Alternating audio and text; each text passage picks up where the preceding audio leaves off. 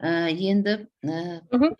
бүгіннен бастап біз негізі осы рунаға қатысты ескі заман ескерткіштеріне байланысты архоненси жазу ескерткіштері туралы әңгіме қозғаймыз. Оның ішінде руналар сабағында, көне жазба ескерткіштеріндегі руналар деп аталатын сабақта біз негізінен руна әрпін үйретуге және сол әріппен берілген мәтіндерде не жазылғанын үйретуге ұмтылыс жасаймыз. Ол ұмтылыстарымыздың барлығы Ғұбайдулла Айдаровтың, яғни біздің көне түркі жазба ескерткіштерінің тілін алғаш рет жаңағы мәтіндерін аударып, арнайы әліппесін құрастырып, сол әліппе арқылы бұл тасқа жазылған мұрада не бар екені, қандай мәтін бар екені және қандай ескерткіштер бар екенін көрсеткен ғалым ретінде біз Айдаровтың жаңағы кітабын қолданамыз.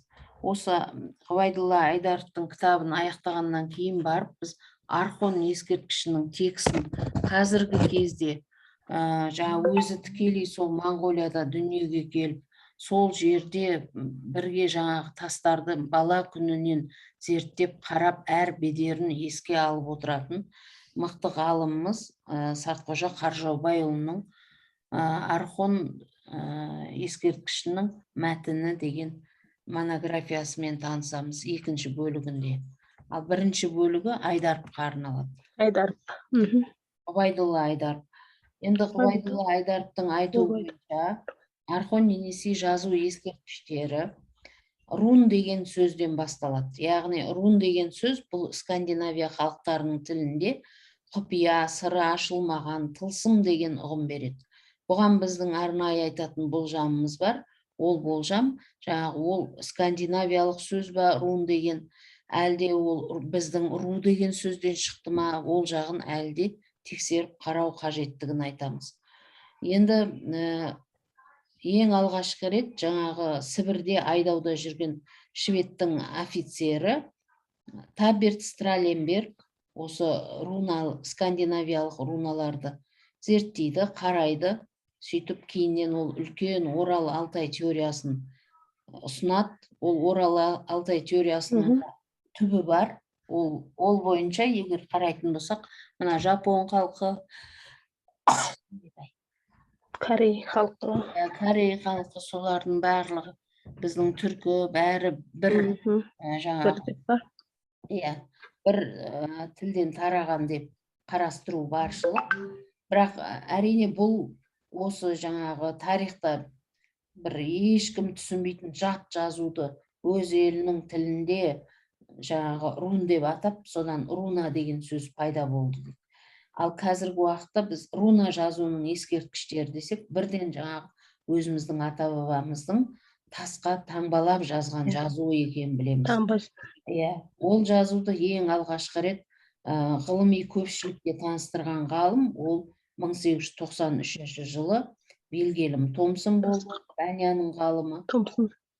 Дания ғылыми академиясының үлкен мәжілісінде Архон өзенінің бойынан табылған ескерткіштің оқудың кілтін тапқанын айтады. Сөйтіп екі сөзді оқып береді. Ол екі сөзі Тәңірі және түрік деген екі сөз. Әрине жаңағы жылдар бойы құпия болған, ешкім таба алмаған сөзді, таңбаларды сөйлету ары қарай жалғастығын өте тезірек, белсенді түрде атқарды. Ол Радловтың еңбегі бар ол жерде. Радлов тура сонан кейін жаңағы қараша айында 93 жылы жалпы көпшілікке айтатын болса, Вильгельм Томсон, артынша Радлов өзінің жаңалығын жаңа француз корольдігінің үлкен ғылыми мәжілісінде айтып, белгілі бір жаңағы күлтегін мәтінін, ескерткішінің мәтінін аударып береді. Енді осы тікелей аудармадан, Радловтың аудармасынан Енисей немесе Архон ескерткішінің, Енисей емес, Архон ескерткішінің мәтініне көңіл бөлушілік басталды. Әрине фото фиксимилер жасалды, сол арқылы фотофиксимилиясы белгілі бір мұражайларда сақталды, кітапханаларда сақталды. Қазіргі күнге дейін солай сақтаулы тұр. Себебі Орхон жазу ескерткіштері осы 3 Енисей бойынан табылған, Орхон бойынан және Талас бойынан табылған ескерткіштердің ішінде ең көлемдісі, мысалы, ең көлемдісі Орхон ескерткіштері деп саналады. Енисей жазу ескерткіштері бұл жаңағы Тува автономиялық облысынан табылған, немесе Кавказ автономиялық облысы, немесе Краснояр өлкесінен табылған, Алтай аймағынан табылған ескерткіштер жатса, және Енисей ескерткіштерінің көлемі жағынан өте шағын болады, 1-2 жолдан ғана тұрады. Ең үлкені 10-15 ақ жол екенін Ғұбайдолла Айдаров өз кітабында көрсетеді. Зерттеушілердің осы ескі түркі жазуының алғашқы тараған, қалыптасқан отаны дегені ол Енисей өзенінің аңғары деп айтады. Себебі Ене сай деп түсіндірсе, онда ең алғашқы тасқа жазу Енисейдің бойында болған деп есептеледі. Орхон өзенінің бойында, Талас өңірінде ары қарай тараған деп атайды. Дегенмен де Орхон жазу ескерткіштері қазіргі кезде Моңғолия Республикасының тікелей өзінің қамқорына алуының арқасында арнайы сақталған, арнайы дала мұражайы болып саналады.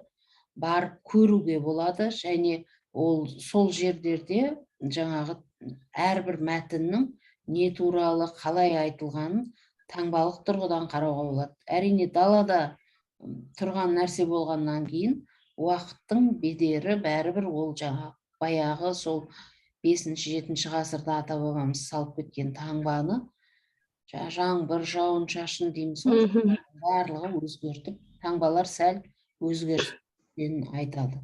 Дегенмен бұның қазір Құдайға шүкір, әсіресе Орхон жазу ескерткіштерін тікелей өзі қарап, оны фотофиксимилесін түгелдеп отырған ғалымымыз бар, ол жаңа айтқан Сартқожа Қаржаубайұлы.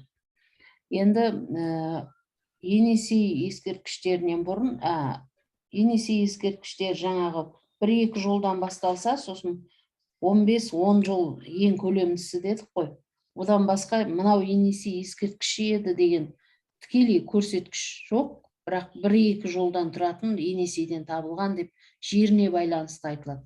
Ал Орхон ескерткіштеріндегі бір ерекшелік, әр ескерткіштің өзіне арнайы ат қойылған. Себебі Моңғол жерінде біздің қазақтар жиі көп тұрады, және тікелей жаны ашып, осы әрбір балбал тастың аты айтылып, ол осындай ескерткіш деп қазір ғылыми түрде ол дәлелденіп қойылған. Мысалы, солардың ішінде Орхон ескерткіштері сан жағынан да көп, әрі көлемдісі болып саналғандықтан, ең көрнектілері деп, мысалы, Білге қаған ескерткішін айтамыз. Білге қаған ескерткіші Могилян ескерткіші деп айтамыз. Осы Могилян ескерткіші негізінен үлкен мәрмер тасқа жазылған. Оның ерекшелігі қазір мына Енудың жазулар тарихы деген үлкен мұражайы бар ғой, Гумилев атындағы. Барсаң, Астанаға, Нұр-Сұлтанға баратын болсаң, онда сол жерден кіріп, Енудың жазу музейіне, мұражайына соғу керек. Соның ішінде макетін әкеп, үлгісін әкеп көрсетіп қойған. Бір бетінде қытайша жазылып тұр, екінші бетінде түркіше жазылған. Осы үлкен балбал тастың аты Күлтегін ескерткіші болып саналады. Енді бұл Күлтегін ескерткішінде немесе жаңағы ескерткіште мынандай сөйлем кездеседі. Аңар көрі білің, түрк анты будун беглері. Мынаны оқып біліңдер, түріктің ендігі халқы мен бектері. Осы жерден біз жаңағы Күлтегіннің неге шақырғаны, мынаны оқу керек, білу керек, осы арқылы сен тарихыңды түбіңді білесің деген сөз екенін түсінеміз. Ал енді сол сияқты екінші бір үлкен ескерткіш, ол жаңағы Тоныкөк ескерткіші. Тоныкөк ескерткіші түрік білге қаған еліне бітіттім, бен білге Тоныкөк. Түріктің білге қаған еліне арнап жаздырдым мен, данышпан тоны көп деген сөйлем бар. Бұлардың қай қайсысын болса да ескерткіш қойғызып, арнайы өсиет айтып отырған кісілер екені сол заманның өзінде де белгілі болған. Сондықтан да ол балбал тастарды көзінің қарашығындай қарап отыру әрбір түркінің баласына, әрбір түркінің перзентіне тікелей жаңағы қасиетті бір жасайтын несі енді Парызы ма? парызы деп айтуға болады. Енді Білге қаған немесе Могилян ескерткіші негізінен 735 жылы жазылған. Екі тілде жазылған, бір бетінде қытайша, бір бетінде түркше дедік. Ал оның жазу көлемі 80 жолдан тұрады. Енді сол 80 жолдың қазір мынау кімнің Айдаровтың кітабында тікелей аударғаны бар. Біз неге Айдаровты алып отырмыз? Себебі бұл лингвист ғалым өзі. Тікелей ғалымның әрбір жаңа таңбаға жан ашып қарайды. Әрбір таңбаға өзінше бір бөлек зерттеу еңбек ретінде қарайды. Мысалы, оның еңбегі тіпті Құтлық қағаннан басталады. Бірінші Құтлық қаған ескерткіші туралы айтады. Қайдан табылды, қалай табылды деген сияқты. Ал енді Білге қаған туралы, Могилян ескерткіші туралы не айтады Айдаров? 1889 жыл Монғолиядағы Архон өзені бойынан көне Эрден-Цеу монастырының жанынан тапқан Ядринцев. Ядринцевтің жаңағы бірінші Петр патшаның Ядринцевті арнайы сол экспедицияға жібереді ғой. Ол экспедицияда бірақ олардың ойларының бәрі миссионерлік ойлар. Себебі ол сол жаңағы жазылған тастың астында не бар? Жаңағы көп байлық бар. Сол байлық кенеле қалайық деген, былай айтсақ, пендешілік оймен сол жерге барады. Сөйтіп ол жаңағы ескерткішті тауып алады. Сосын ескерткіштегі оқиғалар күлтегін ескерткішімен дәлме-дәл келеді. Екеуін жазба түрде Білге қағанға арналған негізінен. Білге қаған қаған қайтыс болғаннан кейін барып қағандық таққа отырған Құтлық қағанның ең үлкен ұлы болып саналады. Енді 683 жыл туып, 734 жыл қайтыс болады. Жазба нұсқада сол дәуірдегі түркі тайпалары Оғыз, Қыпшақ, Қарлұқ, Чек, Чығыл, Ұйғыр, Татар тағы басқа жөнінде құнды деректер келтірілген. Білге қаған Могилян яғни өз замандағы ақылды қағандардың бірі болған. Түркі қағанатын нығайтуға елеулі үлес қосқан. Ескерткіштегі жазуды жазған қағанның туысы Иолық Тегін деген кісі. Яғни Білге қаған ескерткішін жазған кім екен? Иолық Тегін. Ол енді Білге қаған қайтыс болғаннан кейін соның сөздерін жазған. Енді екінші зерттеу ескерткіш ол бізде Күлтегінге арналған ескерткіш. Күлтегінге арналған ескерткіш әрине өзінің көлемімен де, бұл жаңағы Білге қаған ол Құтлықтың ең үлкен баласы болатын болса, Күлтегін ең кіші баласы. Құтлық ең кіші ұлына арналған. Бұнда да Айдаровтың айтуы бойынша талай жорықты бастан өткерген кәнігі қолбасшы деп саналады Күлтегінде. Білге қағанның ел басқарудағы серігі, оң қолы. Ескерткіште түркі қағанатын нығайту барысындағы Күлтегіннің атқарған рөлі ерекше баяндалған. Күлтегін 731 жылы 27 ақпан күні 47 жасында қайтыс болған. Оған көңіл айтуға көптеген жерден елшілер келген. Күлтегіннің өлімі ағасы Білге қағанға қатты батады. Яғни інісі бірінші қайтыс болады. Сөйтіп, інім Күлтегін қайтыс болды. Өзім қатты ойландым. Көрер көзім көрместей болды. Білер білігім білместей болды. Өзім көп ойландым. Уақыт өз дегенін істейді. Кісі баласы тек өлгелі жаралған ғой деп қатты қайғырады. Міне осы Күлтегін ескерткішінің бойында жаңағы ағалық үлкен қасиет, ініге бауырға деген бауырмалдық қазақы соның барлығы жатқанын көресіз. Күлтегін ескерткіші де сол жерден табылады. Жаңағы Кошо Кайдам алқабы деп айтамыз ғой. Кошо Кайдам алқабы. Моңғолияның Орхон өзенінің бойында. Сол жерден табылған бұл ескерткіште мұндағы жазу екі тілде келтірілген, жаңа айттық. 1732 жыл жазылған. Яғни 3 жыл бұрын білге қағаннан, жазудың көлемі 79 жол. Яғни білге қағанға 1 жол. Білге қаған 80 жыл, мынау 79 жол. Енді үшінші үлкен ескерткіш ол Тоныкөк ескерткіші болып саналады. Тоныкөк ескерткіші. Бұл енді жаңағы жолдан гөрі Улан-Батыр қаласына қарай жақынырақ. Байын Соқпо деген аңғардан табылған. Жазуының көлемі 62 жол. Бірақ бұның жазылғаны 712 жылдары.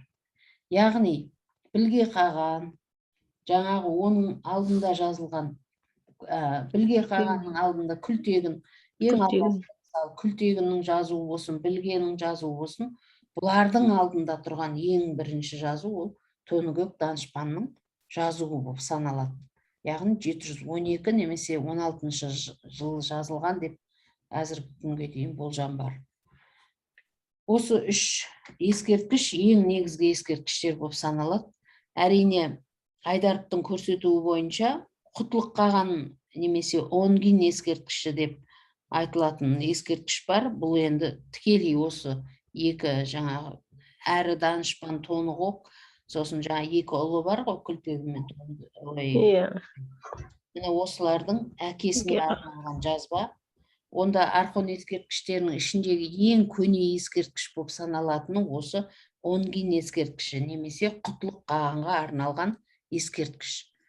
Мұндағы екінші бір түркі қағанатын қайтадан қалпына келтірген елтіріс, яғни Құтлық қаған мен оның әйелі Елбілге қатын туралы әңгіме болады. Елтіріс Құтлық қаған аты дүниеге әйгілі болған қолбасшы Күлтегін мен білге қағанның әкесі. Ескерткіште Құтлық қағанның, білге қағанның және Күлтегіннің жорықтары туралы қызықты мағлұматтар берілген. Бұл ескерткіштің басқа Орхон ескерткіштеріне қарағанда бірсыпыра графикалық өзгешеліктері де бар. Енді сонда бірінші бастап айтатынымыз жаңа әкесінің Онгинге қойылған ескерткіш, одан кейін оның үлкен ұлы білге қағанға, кіші ұлы Күлтегінге, одан кейін оның жаңағы Тоныкөкке арналған. Тоныкөкке арналған ескерткіш, бұны жаңа кезінде Клеменс деген ғалым Селенгі өзенінен бойынан табылған деп айтады. 1897 жылы мен таптым деп айтады Клеменс. Бірақ Тоныкөк бұл үш қағанның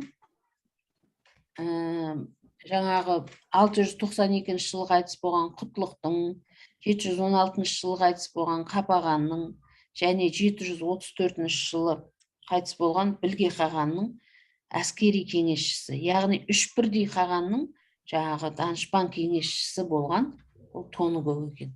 Табғаш елінде бұл туралы жаңағы оқып, тәлім тәрбие, әскери білім алғаны оның Табғаш елі. Білге қағанның қайнатасы. Яғни білге қаған өзіне жаңа Тоныкөктің қызын жар еткен. Көп жасаған, бірақ қай жылы қайтыс болғаны белгісіз. Кейбір тарихи деректерде 716 жылы қайтыс болды дейді. Сөйтіп шамалайды, ескерткіштегі жазуды жазған Тоныкөктің өзі деп саналады. Яғни Тоныкөк ескерткішін қойған сол Тоныкөктің өзі деп саналады. Жаңағы ескерткіштерде мысалы бауыры жазған, немесе қағанға арнаған деген бар еді ғой, Күлтегінге арнаған дейді. Бұл жерде өзі жазған дейді. Осы Орхон ескерткішінің тағы да ірі бір тармағы ретінде Күллішор ескерткіші және Мойыншор ескерткіші. Сонда біз бүгін осы 4 түрлі ескерткіштердің не туралы, қайдан шықты деген әңгімені айтамыз. Мойыншор, бірінші Күллішор ескерткіші. Бұл 1912 жылы Моңғолияның Ихехушоту деген жерінен табылған. Оны тапқан жаңа Кутвиш деген ғалым. Енді осы ескерткіш Тардүш тайпасының көсемі күлтегімен білге қағанның замандасы Күллі Шорға арналған. Яғни жаңа балаларының, Құтлықтың балаларының замандасы болған Күллі Шорға арналған. Бұнда түркі тайпалары жөнінде көптеген құнды деректер бар.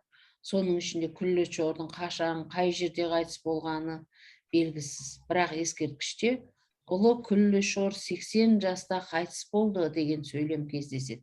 Соған қарап, ғалымдар Күллі Шор 80 жас жасаған екен деп болжам жасайды. Мойыншор ескерткіші. Бұнда 1909 жылы Селенга өзенінің бойынан табылған, оны тапқан Рамстед болып саналады, немістің ғалымы. Ескерткіш ұйғыр мемлекетінің ең ілкі қағаны Мойыншорға арналады. Сол кезде жаңағы өзің білесің, көне түркі мемлекеті үшке бөлініп кетті ғой. Үш кезеңді басынан кешті ғой. Көне қырғыз кезеңі, көне ұйғыр кезеңі деп, сол кезде ары қарай жаңағы түргеш кезеңі. Сонда түргеш мемлекеті болып кетті ары қарай. Сонда үш кезеңді басынан кешкен кезде осының жаңағы тарихында тікелей айтылатын мәселелер ол ұйғыр мемлекеті деп айтқанымен Ранстедтің әңгімесінде ол ұйғыр мемлекеті емес, ол ұйысқан, ұйып бір жерде отырған түркінің балалары ғой. Ол ұйғыр ұлты деп қарауға болмайды оны. Себебі ол басқа түркінің баласы да болған. Осы жаңа бір жерге ұйысып отырған осындай жағдайдағы мемлекеттің басшысы қағаны Мойыншор. Сол Мойыншорға арналған жаңағы ескерткіш. Енді 745 жылы түркі қағаны Озмыш тегінді өлтіріп, түркі қағанатын бір жолата құлатқан. Селенгі өзенінің бойынан тұңғыш ұйғыр қағанаты орнатылып, көптеген қалалар мен сарайлар салдырады. Енді көп адамдар Махмұд Қашқаридің да Қашқарлық деген жазуы бар ғой, енді Қашқари болып тұр.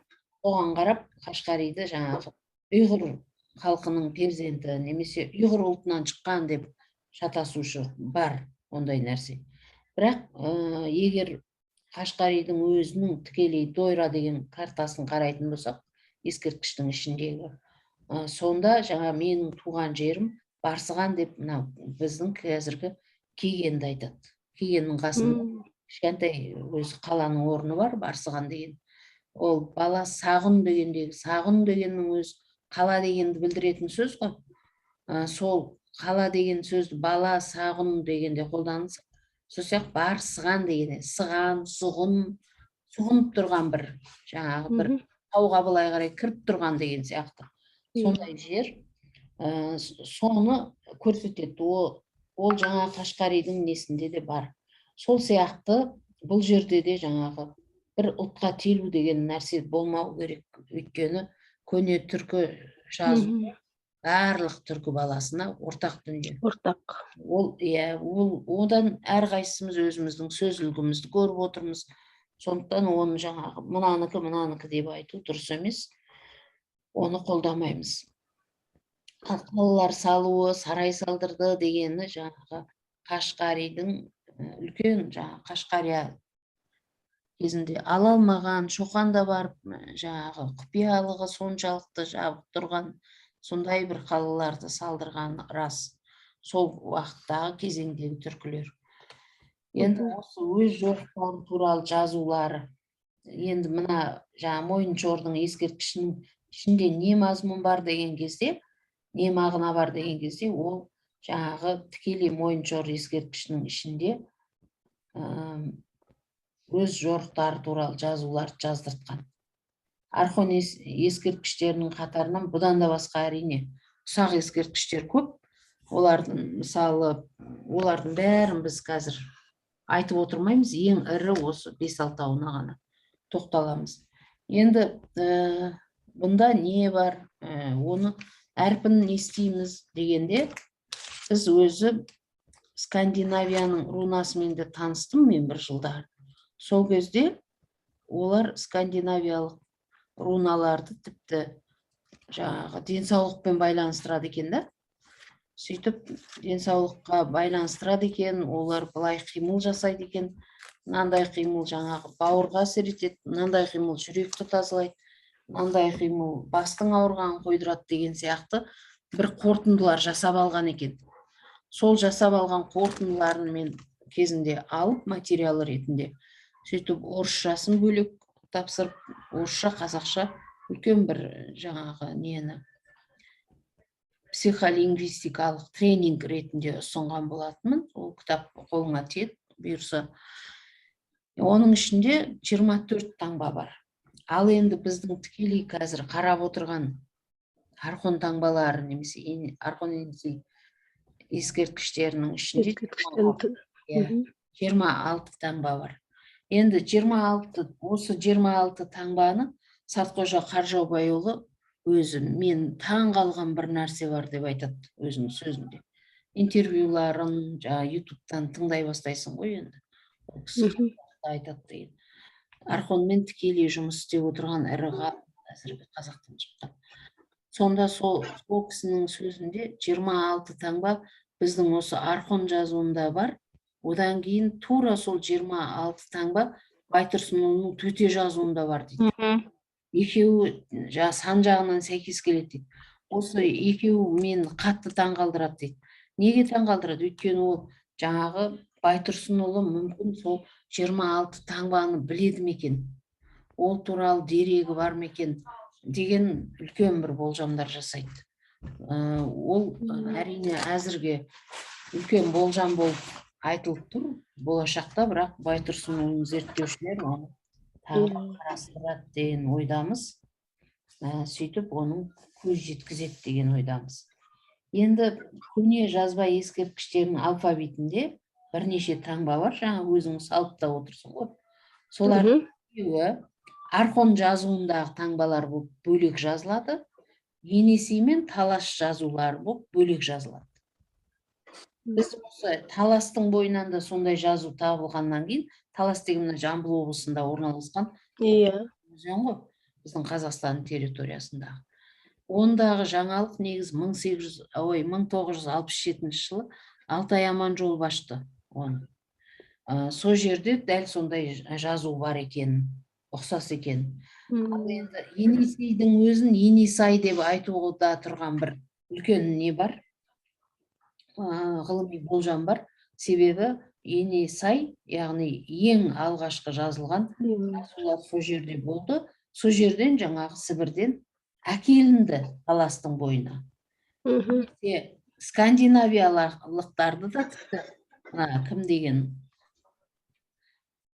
атын ұмытып қалғаным-ай. Кітабымда бар адамды ұмытып қалсаң не дейсің? Осындайда. Сонда бір мықты ғалым бар орыстың. Сол айтады, барлық шындықты мойындауымыз керек дейді. Соның ішінде бір шындықты мойындауымыз керек. Ол түркілер арқылы түркілердің жазуы Скандинавияға келді дейді. Бұл бір әдемі сөз. Себебі жаңағы Скандинавиядан түркілік жазушы, сосын түркілер алып жаңағы сөйтіп көшіріп алды, сол таңбаны сосын ары қарай берді деген сияқты болжамдар да бар. Бірақ біз ғалымның болжамына сүйенеміз. Себебі ол көптеген скандинавиялық руналарды тікелей зерттеп жазу жазған ғалым. Сөйте отырып, ол айтады, Скандинавияға сол Сібірден негізгі орталығы Енесейден алып келінген деп айтады 24 таңбаны. Біріншіден 26 емес дейді, санын жағы азайып қалған дейді. Екіншіден солардың көшірмесіне ұқсайды дейді. Мен енді сол екеуін салыстыруды тапсырма бердім кезінде балаларға, жаңа психолингвистикалық тренингтің артынан. Соның бәрін денемен салады, архонның жаңа алфавитін денемен салады.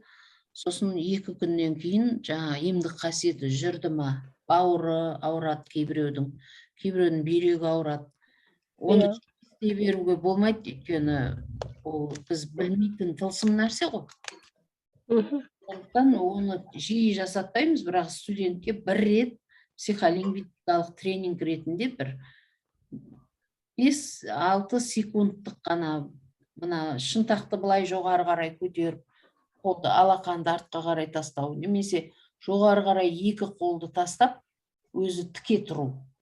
Сонда жаңағы біздің көк тәңіріне табынған кезіміздегі бір әрекетіміз бар ғой далада. Соған ұқсайды.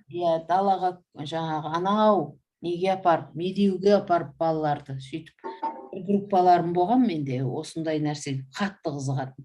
Соларды апарып жаңағыны жасатып көрген кезде кейбір қыздардың жап-жасы 18 жасар бірінші курс оқитын қыз болса да, солардың жаңағы хронический болезнь дейді ғой, созылмалы аурулары қосып кеткен байқадым сол жерде. Жүрек айналу болды, бас айналу болды. Содан кейін мен бұл нәрсе болмайды екен. Дене қимылы әртүрлі әрекетті бірден жасауға болмайды, физикалық мәдениет бар ғой өзі сақтайтын. Физикалық мәдениет сақталмайды екен бұл жерде деп, мен ол тренингті мүлде жүргізбейтін болдым. Былтырғы жылы ашық сабақ ретінде көрсеттім. 18-ші жыл ма, былтырғы деп қойып, 20-ші жыл ма, ашық сабақ ретінде студенттермен көрсеттік, бірақ ол жерде де студент негізгі фигура болған жоқ. Тек сол туралы ғана айтты да, сол жаңа таңбалар туралы ғана айтты. Енді саған тікелей берілетін тапсырмалар осы Айдаровтың кітабын кітапханадан тауып алсаң жақсы болар еді.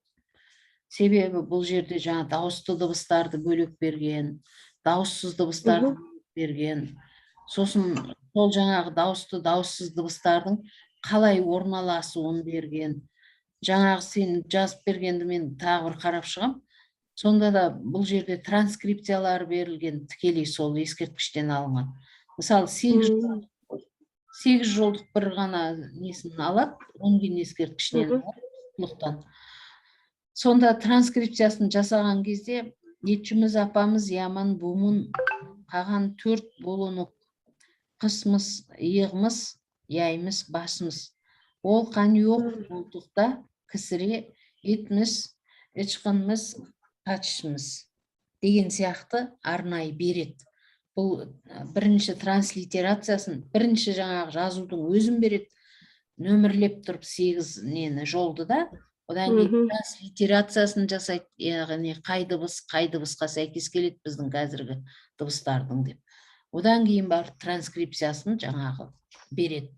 Сол транскрипциясын оқу арқылы сол қазаққа жақындатып жасағаны ғой енді қазіргі тілімізде. Сол арқылы біз бұл ескерткіште не нәрсе жазылғанын білуімізге болады. Тек қана жаңағы 10 ген ескерткіш емес, бұл ескерткіштердің ішінде көпшілігі енді жаңағы арнайы күлтегінді де жаңағы поэзия түрінде аударылған да бар. Оны жаңағы әдебиетші түркологтар айтып жүр. Осы дауысты дыбыс пен дауыссыз дыбыстарды ажыратсаң келесі жолғы сабаққа. Бірінші ол жаңағы кез келген жатқа білетін өлең деген сияқты бір өлеңді алып тақтаға жаздыратын едік, оған онлайн өзің енді онлайн рұқсат алып отырсың. Онлайн түрінде өтетін болғандықтан біз оны тақтаға жаздыртамай тұрмыз. Тікелей өзің қаншалықты игергенін көретін дейді. Ал енді мына жерде сен әріпті бәрібір бір жерден қарап барып жазып отырсың ғой. Дыбыстың сәйкестігі, сосын дыбыстардың тіркесі, жаңағы мысалы бір таңғалатын нәрсе мына Алматы облысында қойсаңшы деп қояды. Қойсаңшы деген кезде ана ың мен шыны бірге айтады. Енді ыншы дыбыс, екеуі дыбыс тіркесі. Мін арқонда тұр. Дыбыс тіркесі ол бәрібір сөйлеу тілінде сақталып тұр да. Мысалы бірдеңені айтқан айтсаншы деп қояды. Бірден жаңағы. Оны біз әрине кейбір ғалымдар диалекті ол жаңа сөз бұзушылық, әдеби нормадан тыс деген сияқты бір жаман жағын көреді. Ал шындығында ол үлкен тарихи тілдік факты. ол сөйлеу тілінде сақтанып қалған. иә, жазба тілін неше түрлі саясаттар бұзып жіберуі мүмкін. Әсіресе біз сияқты кеңестік дәуірді 70 жыл басынан өткізген халықта ол жазба түрінде көп дүниелер өзгеріп кетуі мүмкін. Тіпті Абайдың өлеңдерінің өзінің негізгі жолдары енді ашылып жатыр ғой. Сол сияқты жазба тілде бұрмаланып кеткен, өзгертіп жіберген, әй деп тұспалдап жазып жіберген дүниелер көп болуы мүмкін. Уақыттағы жазбалар бұл. Мына арход текстін айтып отырғаным жоқ. Анау кейінгі уақыттағы жазбаларда уақытында солай өзгертілуі мүмкін. Ал жаңағы ол уақыттағы жазуларда ондай өзгерістер жоқ. Тікелей таза күйінде қалай ойлады адам, дәл солай ойын жаңа тасқа қашап түсірді. Сондықтан да бұл жердегі таңбалардың қасиеттілігін айтайын деп отырғаным ғой. Әрбір таңбамыз қасиетті таңба деп саналады. Өйткені ол ата-бабамыздың бізге қалдырған тарихы. Біз сол арқылы түркі жұрты бүкіл әлемді кезінде дүр сілкіндірген жұртпыз.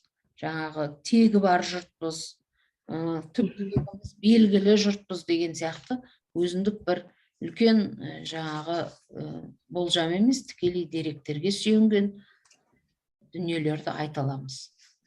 Мысалы, Орхонның бойынан кездесетін түрк тілдерінен бәріне ортақ ата деген сөз бар, апа деген сөз бар, ақа деген сөз бар. Мысалы, Ақтөбенің бір кісісі өзінің жаңағы әкесінің інісін ақа дейді.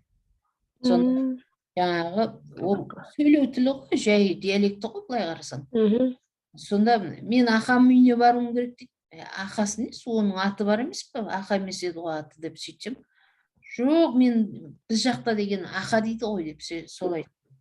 Сонда жаңағы сол тілдік элементті мен тауып алған кезде оған айттым, әй, сен көне түркінің тілімен сөйлеп тұрғанын білесің бе, өзің диалекті деп оған менсінбей қарайсың. Шындығында ол нормативтің нағыз өзі сол. Сол баяғыдан қолданып келе жатқан ақа деген сөз. Енді қазір жұмсақ варианты аға қолданылады ғой. Оғлан деген сөз. Мысалы, бір түріктің баласы келіп, бірдеңе оғлы десе, Темирел оғлы десең, ол бірден, или Сүлеймен оғлы десең, шошып кетеміз қазір. Ойпырмай, түріктің сөзі ғой мынау деп. Ол түріктің сөзі емес, ол баяғыдан келе жатқан өзіміздің сөз. Оғлан, ұлан деген сөз. Сонда оғыл,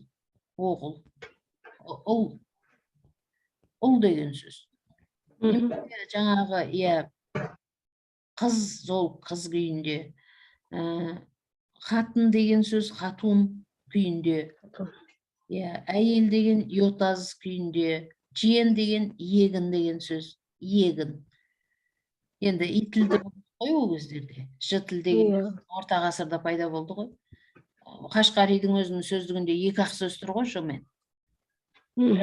Кейінгі мына аудармаларда жымен жазып жібергенде қазақтар қазақ тіліне жақындату үшін бір саясат шығар. Шындығында ол егер жаңа түркше, басқаша, өзбекше варианттарын қарасаң, аударылған варианттар бәрі сол жаңағы жымен неше сөз келді, соның бәрін көрсеткен. Екі ақ сөз келеді жымен. Соны жаңағы сондай сияқты бір деректерді қарап отырасың да кейде. Мысалы, ағамыз дегенде ақаңым деп қолдану. Әжеміз дегенде ечіміз деп қолдану. Ече деу, мысалы, әжен. Ече. Қазіргі тілімізде де іздеп отырсаң кездеседі, ол кездеспей қалу мүмкін емес. Мына сөз сандық деген керемет неден. Біздің қандастарымыз Қытайдан кейін қазақтардың жасаған күшті сөздігі бар. Соның ішінде қарап отырып бір күн анау, біз не дейміз ғой? Кереует, сәкі дейміз ғой, кейбір жерлерде сөкі. Кейбір жерді, жаңағы, мына өзбектер сияқты тапшан дейді. Сол жаңағы тапшан, сәкі, немесе ұйықтайтын сыртта орналасқан бір нәрсе деп айтуды. Сол жаңа қазақтардың тікелей жазған сөздігінің ішінде соның бір әдемі қазақшасы бар екен, соны тауып алдым мен бір қараған кезімде. Сонда әрбір жасалған сөздіктің ішінде құнды бір дүние жүреді. Ол құрылысқа байланысты ма, ол соғыс өнеріне байланысты ма, немесе ол түр түс сапаны білдіретін ба, немесе бір абстракты атау ма, немесе қазба байлықты көрсететін ба. Міне соның барлығын мына Айдаровтың кітабының ерекшелігі сол. Жаңа қандай мал жануардың атауы кездеседі мұнда, қандай аң құстың атауы кездеседі, жаңа туыстық атаудан басқа. Дене мүшелеріне байланысты қандай атаулар кездеседі, бәрін көрсетіп қойған. Сонда сен мысалы күміс деген сөздің қай кезден бастап қолданылатын бірден лингвист ретінде айта беруіңе болады. Мысалы күміш, сәл ғана дыбыстық өзгеріс бар, ш мен с сәйкес. Күміш деген сөз, мысалы күміс деген сөз көне түркіде бар деп тұрып айта беруіңе болады. Немесе жаңағы, одан басқа қаншама сөздер. Мен дегеннің бен деп қолданылуы, немесе бен. Бен деп енді оғыздар қолданады қазір. Біз мен дейміз ғой, мыға кетіп қалдық қой. Ел сөз, деген сөз, жер деген ер. Мысалы, жер туралы айтқан кезде мен соқпай айтып кетпей тұратын бір сөзім бар, ол жаңа жер десең былай планетаның аты ғой. Ол жаңағы түркі кезеңінен бастап қолданған жер деген сөздің түбі мағынасы неде деген кезде оны ашқан ғалым бар. Тұрсын Жұртбай. Тұрсын Жұртбайдың монографиясы бар, керемет. Акинак деген. Акинак деген түркілердің қылышы, қылыштың аты. Енді кезінде Дулыға деп те қазақша шығарды, түркінің жаңағы әскерінің несі деп кітабында, монографиясы. Сонда сол Тұрсын Жұртбайдың жер деген айтатыны бар. Міне, ақыры ең соңында адамды жейді дейді, жеп қояды. Сені жеп қояды деген атау. Мәні қайда жатыр? Көне түркі өзінің тұратын нәрсесін мен жемеймін, сен жемейсің, бірақ мына біздің басып жүрген жеріміз бізді жеп қояды деген үлкен философиялық мағына бар екенін сол Акинак деген монографиясының ішінде көрсеткен. Сонда сол жерді ең алғашқы рет көне түркі жазба ескерткіштерінен кездестіреміз, жер деген сөзді. Енді бұл тек жаңа лексикасына арналған дүниелер ғой, мен қысқа айтып отырғаным ғой. Морфологиясына арналған дүние.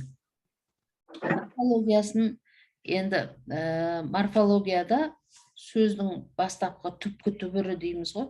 Сол түбір сөздер қалай берілген деген кезде, мысалы, бұл деген қазіргі бұл деп айтамыз, лыны қосып, сол ол жерде бу күйінде айтылады. Бу. Қазір жиі қолданып жүрген сөзім бұл деп. Бірақ л кейіннен қосылған элемент екенін біліп отыруым керек, мысалы сен. Көк күйінде айтылады, күш күйінде айтылады, күн күйінде айтылады. Енді мына жерде бір 67-ші жылы сөз саптау дегенді түбі саптау деген сөз саптадым дейді ғой. Сондағы саптау деген не нәрсе? Сөздің де сабы бола ма, күректің сабы бар сияқты деген сияқты. Бір әдем мақала берген Әбжан Құршанұлы. Сонда сап деген сөз де осы жаңағы неден? Архон Енесей ескерткішінің тілінен. Сөз саптау дегендегі сап деген сөз.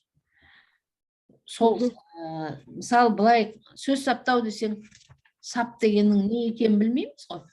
Күректің сабы шығар деп жаңылысуың мүмкін.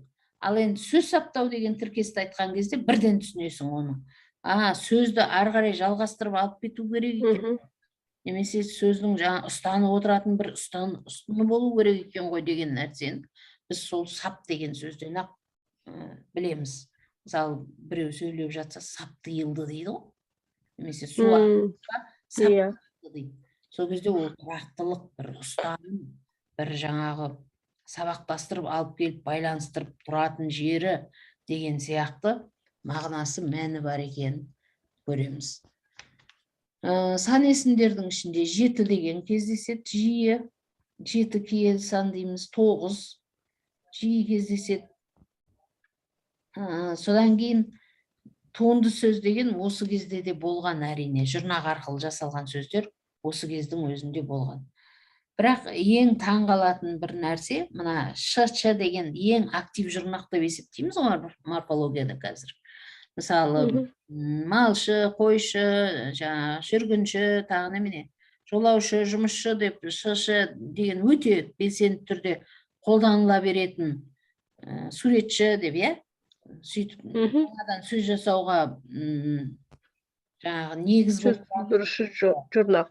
сондай жұрнақ сөз тудырушы, зат есімнен зат есім тудырушы деп айтсақ, дәл сол ш деген сол кезеңде де қолданылған. Бірақ әрине ч күйінде да. Айғушы, кеңесші деген сөз. Қаған лық, сосын кейін лық, лек деген, ол да актив қолданыстағы жұрнағымыз. Сол жағынан енді қазаққа жақын деп айтатынымыз, сол жұрнақтарды көріп отырғаннан кейін, грамматикасын көріп отырғаннан кейін барып, біз оны жаңағы жақын деп айта аламыз. Бірақ енді тағы бір нәрсе, қара, қызыл, көк деген 3 түрлі жаңағы сын есім қолданылды деп айтамыз. Енді кейін пайда болған деп күлген, қызғылт деген сияқты түстерде бар ғой. Олар кейін пайда болды. Осы бүгінге айтатын негізгі нәрсеміз. Рахмет. Сонымен тапсырманы алдың. Дауысты және дауыссыз дыбыстардың. Мынау дауысты дыбыс, мынау дауыссыз дыбыс деп 2 графаға бөліп көрсетесің. Оның ішінде қайсысы а ма, әлде и қайсысы деген сияқты. Сол тапсырма, сол Айдардың кітабын алсаң жақсы болады. Кітабын жарайды. Жақсы, аман есен болайық. Арғы күні кешке кездесерміз. Сау болыңыз. Сау болыңыз.